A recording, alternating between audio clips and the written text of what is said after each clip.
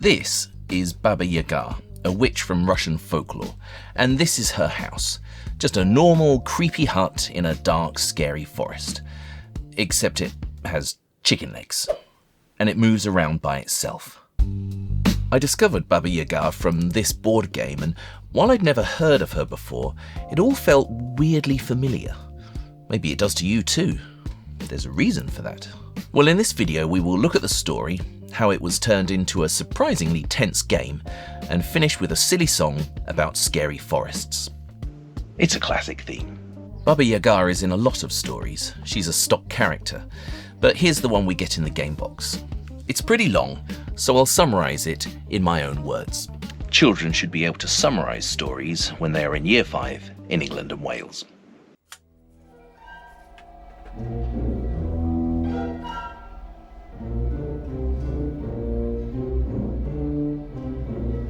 An evil stepmother sends her husband's 2 children out into the woods on an errand. They meet an old tree who tells them they are being sent to the house of Baba Yaga, and if they want to survive, they should bring some items with them.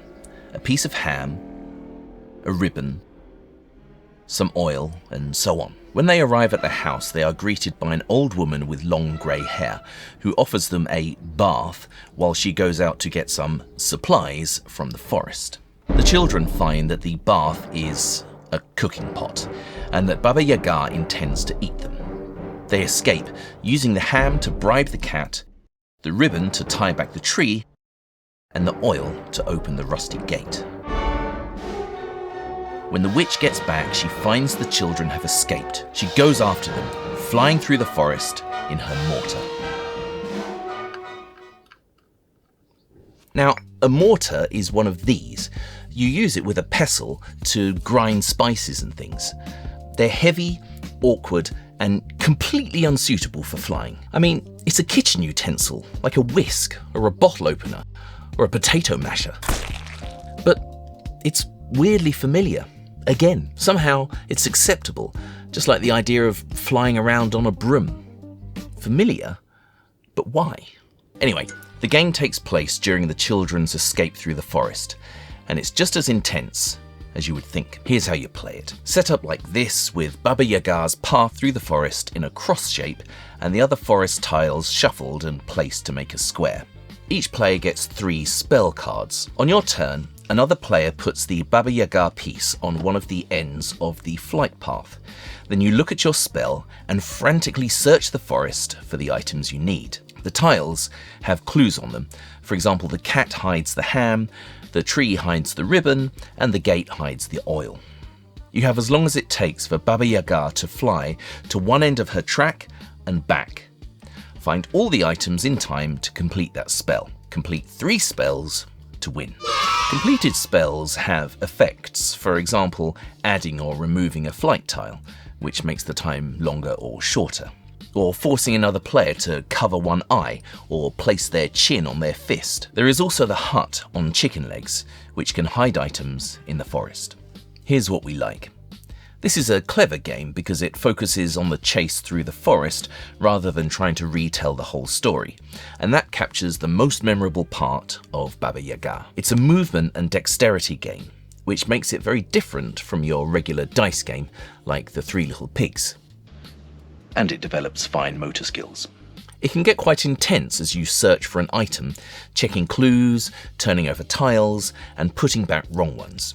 As the game goes on, you will start to remember where things are, which increases your chances of success, and can improve working memory.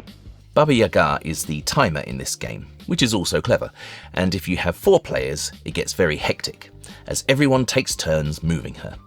The result is chaotic, tense, and exhilarating. Here's what we don't like. So the things that make this game cool are the same things that make it not cool. It's a movement and dexterity game, as I said, but that's all it is.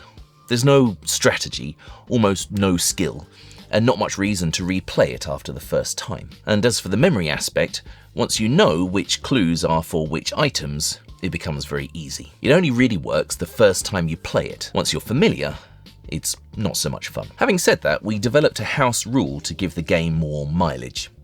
Every round, you need to add a new action between each move. For example, move, clap, move. Then move, clap, leg slap, move. Then move, clap, leg slap, armpit fart, move. This keeps things difficult and also makes it hilarious. It keeps two-player games fairer as well. Overall, this is an intense, exciting game. I think the designers really captured the feeling of running through a forest, trying to escape a wicked witch. It's really great to introduce this to people who are new to the story of Baba Yaga, as they need to remember details of the story to understand the clues in the game. And like the other tales and games, the production value is high, especially the Baba Yaga piece, which is in the shape of a Russian doll. But it doesn't have much replay value. Once you know the clues, it's very easy to find the items and complete the spells. Our house rule keeps things interesting, but I'm more likely to pull out the Three Little Pigs or the Hare and the Tortoise than Baba Yaga on Games Night. Do you have Games Night in your house? You should have Games Night. I keep coming back to the hut on chicken legs though. How could it feel so familiar when I'd never seen it before? It seems to fascinate people. Type Baba Yaga's hut into Google Images or Pinterest, and there are hundreds of examples. But it's not just the hut. Baba Yaga flies through the forest in a mortar, sweeping away her tracks behind her as she goes. It sounds ridiculous, but it feels reasonable. Maybe that's because the details are strange, but the ideas aren't. We've all heard stories about getting lost in the woods, about monsters, about being chased, about escaping with cleverness rather than with strength. Hansel and Gretel, Little Red Riding Hood, stories like that. In Baba Yaga, the details are Russian, but the feelings, the fears, are universal. #global citizenship, #PSHE. That's why I'm glad this game introduced me to this story. Yesterday, Baba Yaga was just a strange name. Now, after reading and writing and making puppets about her, she no longer feels like somebody else's story. It's the same hut, it's still creepy, but now it's part of what we know. You know, stories can be from somewhere without only being for the people who live there. Baba Yaga is from Russia, but she isn't only for Russian people, just as King Arthur isn't only for British people. Fairy stories don't stop at borders. Folktales aren't worried about where you're from or who you are. They can be understood and shared by everyone. I used to stand there at the tree line, staring at the dark.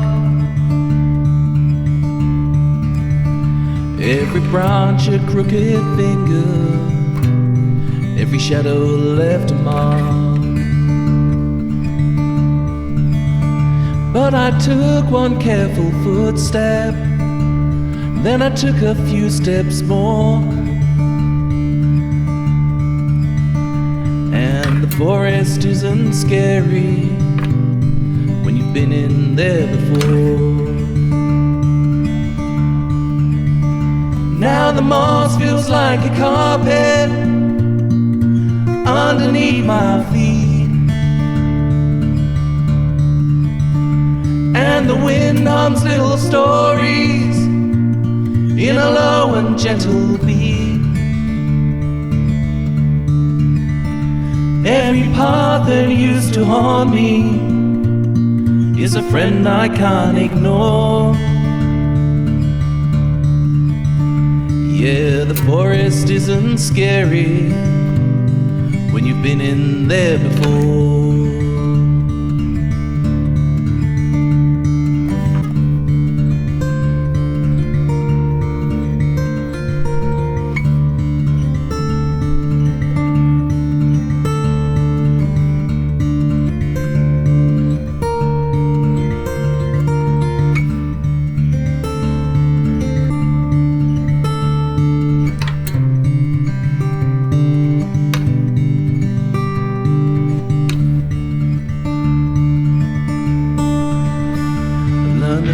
Of all the heartaches hiding in the pines, heard the echoes of old memories in the creak of twisted vines. but I followed light through branches, chased it to a secret door.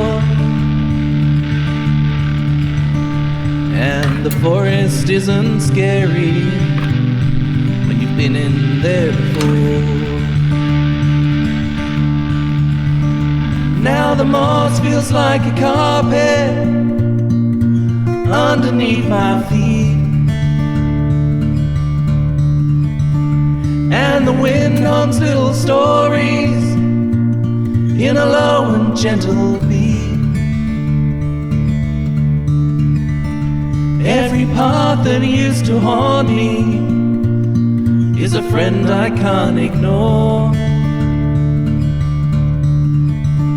Yeah, the forest isn't scary when you've been in there before.